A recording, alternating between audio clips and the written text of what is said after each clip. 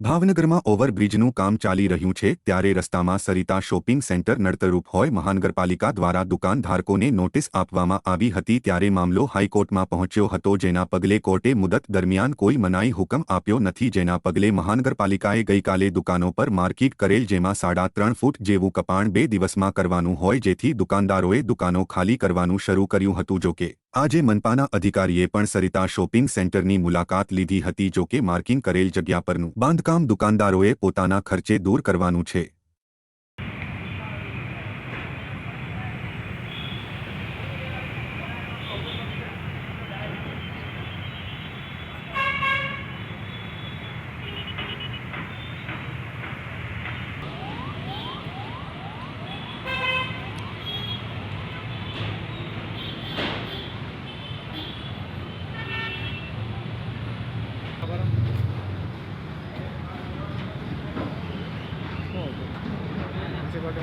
ના ભાઈ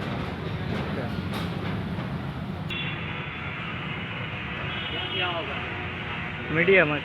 મીડિયામાં